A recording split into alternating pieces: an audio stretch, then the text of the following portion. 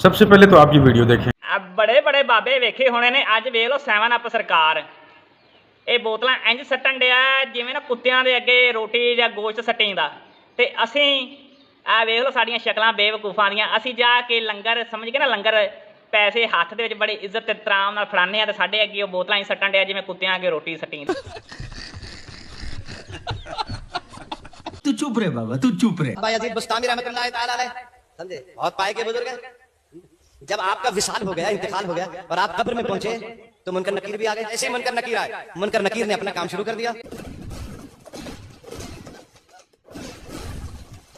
मन रब्बुका, तेरा रब कौन है? बायजीद बुस्तामी रहमतुल्लाह ताला ने फरमाया, तुम कौन हो? तुम्हें ये नहीं पता? मेरे आका ने इरशाद फरमाया था, जब मुलाकात हो मोमिन से, एक मोमिन की दूसरे मोमिन से, तो पहले सलाम करें। तुमने सलाम क्यों नहीं किया? आईने में देखिए अपनी शक्ल। आदमी की शक्ल अच्छी ना हो ना, कहता है बातें अच्छी करनी चाहिए। कहा ये बात तो है, हमें सलाम करना चाहिए। कहा ठीक है, कब्र से बाहर जाइए, फिर से आइए सलाम करके। दोनों फरिश्ते कब्र से बाहर आए, उसके बाद फिर कब्र में दाखिल हुए। समझा, अस्सलाम वालेकुम। वालेकुम अस्सलाम। अब बताइए तुम्हारा रब कौन है? कहने लगा, अच्छा ये बताओ, तुमने जो मुझे सलाम किया था मोमिन समझ के किया था या काफिर समझ के किया था? अपने साथ मत जोड़िए, हमको अलग है। ये जो तुमने मुझे सलाम किया था, ये मोमिन समझ के किया था या काफिर समझ के किया था? का सलाम तो मोमिन ही को किया जाता है। कि जब मोमिन समझ के सलाम किया था तो मोमिन तो होता ही वो है जो अल्लाह को अपना रब मान ले। मोमिन तो होता ही वो है जो अल्लाह को अपना रब मानता है। अच्छा एक बात बताओ, अगर मैंने कह भी दिया रब्बी अल्लाह, मेरा रब अल्लाह है, और जब तुम अल्लाह की बारगाह में पहुंचे और अल्लाह ने कह दिया कि बायजीद बुस्तामी मेरा बंदा नहीं है, तब तुम किसकी मानोगे? मेरी मानोगे, अल्लाह की मानोगे? कहा हम अल्लाह की मानेंगे। कहा जब अल्लाह की मानोगे तो फिर इतनी दूर सफर करने का मतलब ही क्या था? इतना लंबा सफर तय करके क्यों आए? वहीं खुदा से पूछ लेते, बायजीद तेरा बंदा है या नहीं? फरिश्ते आपस में कहने लगे, या अल्लाह ये है कौन? हम इससे सवाल करते हैं, ये पलट के हमसे सवाल कर देता, ये है कौन? रब की आवाज आई, उससे मत पूछो है कौन, मुझसे पूछो।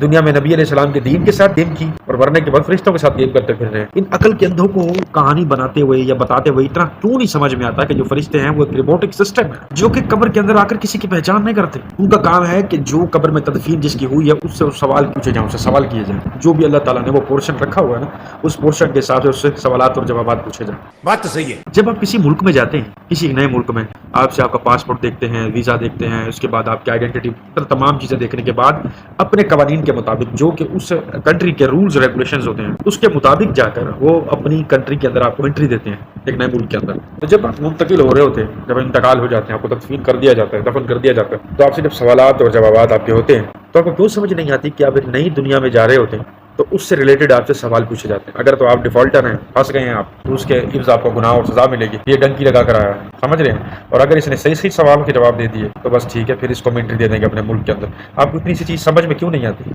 एक मुल्क से दूसरे मुल्क में जाने के लिए ये मामला होते हैं, तो जब एक दुनिया से दूसरी दुनिया में जाना है, वहाँ पर फरिश्तों के साथ फिलोसफियाँ करते फिरोगे और फिर अल्लाह ताला क्या कहता फिर रहे, उससे क्यों पूछ रहे हो?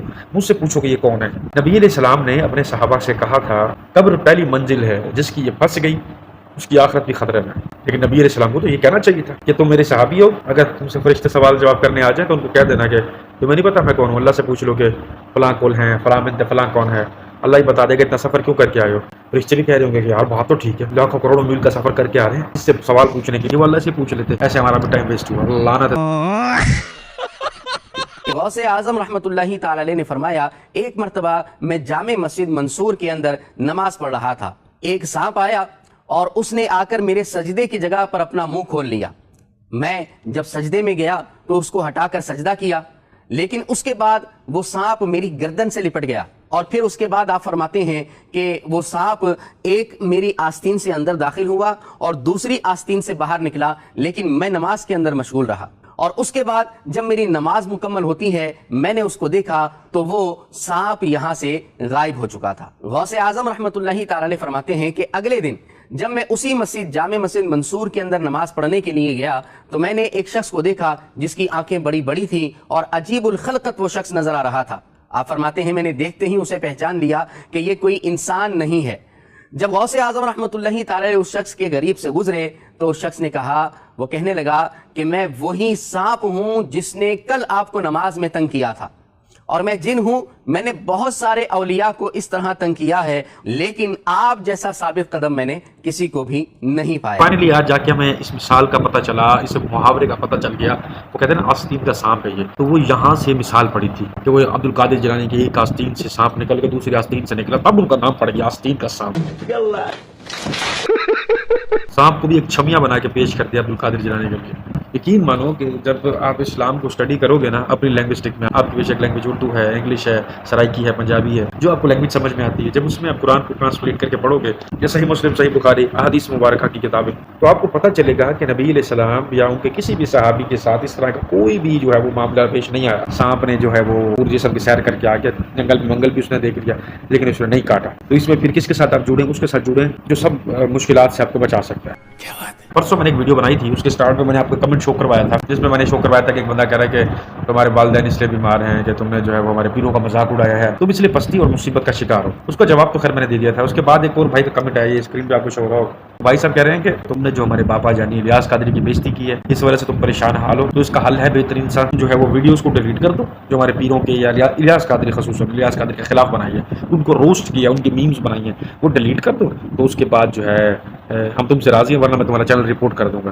تو میں ان کو صرف جواب دینا چاہتا ہوں کہ جس نے نبی علیہ السلام کے دین کو روسٹ کیا ہے اس کو میں چھوڑ دوں، جس نے نبی علیہ السلام کے دین کے ساتھ کھلواڑ کیا اس کو چھوڑ دیا جائے، اس ڈر سے کہ تم چینل میرا جو ہے وہ ڈیلیٹ کروا دو گے۔ تمہارے بڑوں نے کوشش کی تھی، اللہ تعالیٰ کی مدد غالب آ گئی، اور جب تک اللہ نے چاہا ہے، جب تک اللہ نے چاہا ہے، ویڈیوز بناتا رہوں گا، اس طرح سے چیزیں لے کر آتا رہوں گا، تمہیں جتنی رپورٹس مارنی ہے میرے بھائی تم مارتے رہو۔ اور دوسری چیز، میں ساری ویڈیوز ڈیلیٹ کرنے کے لیے تیار ہوں۔ اپنے باپ الیاس قادری سے جا کر یہ کہو کہ سب سے پہلے آن کیمرہ اس چیز کی معافی مانگے جو عمران اتاری نے جھوٹ بولا کہ الیاس قادری نے نبیوں کو آنکھیں دی ہیں، اور ایک ویڈیو اور ہے وہ بھی میں آپ لوگوں کو دکھا دیتا ہوں، اس کو دیکھو۔ تو ملاقات کے دوران ہی ایک شخص امیر اہل سنت کے پاس آتا ہے اور جیسے اسلام لیا اور نیچے گر گیا اور رونے لگ گیا، اور بس چونکہ امیر اہل سنت اس وقت کچھ نہیں بول رہے تھے، صرف آپ کے منہ سے اگر کوئی لفظ نکلتا تھا تو وہ تھا مدینہ۔ کوئی سینس ہے اس بات کی؟ تو امیر اہل سنت نے کہا مدینہ، ایسے اشارہ کیا کہ معاملہ ہے کیا، بولو۔ تو اس شخص کے پیچھے ہی اس کا بیٹا کھڑا ہوا تھا، اس نے کہا کہ یہ میرا بیٹا ہے، 1.5 سال ہو گیا یہ خاموش ہے، بولتا نہیں ہے، بول نہیں رہا، ڈاکٹر کو چیک کروایا، ڈاکٹر نے کہا یہ نہیں بول پائے گا، پتہ نہیں کیا معاملہ تھا، فالج تھا یا کوئی اس طرح کی کوئی بیماری تھی۔ تو جب وہ امیر سنت نے اشارہ جیسے اس کو اپنے پاس بلایا، امیر سنت نے اس کو کہا، دم کیا، کہا کہو اللہ، اس نے نہیں بولا، بول نہیں پایا وہ۔ پھر دوبارہ امیر اہل سنت نے کہا کہو اللہ، اس نے کوشش کی لیکن نہیں بول پایا۔ اب میں دل میں یہ سوچ رہا تھا کہ اب یہ کس طرح بولے گا، ڈاکٹر نے جواب دے دیا ہے۔ امیر اہل سنت جیسے جلال میں آ جاتا ہے ایک بندہ، آپ کھڑے ہوئے، آپ نے اس بچہ جو تھا، وہ لڑکا تھا، وہ اس کے دونوں کندھوں پہ اس طرح ہاتھ سے پکڑا زور سے، اور ایسے زور سے جھنجھوڑا اور کہا کہو یا رسول اللہ۔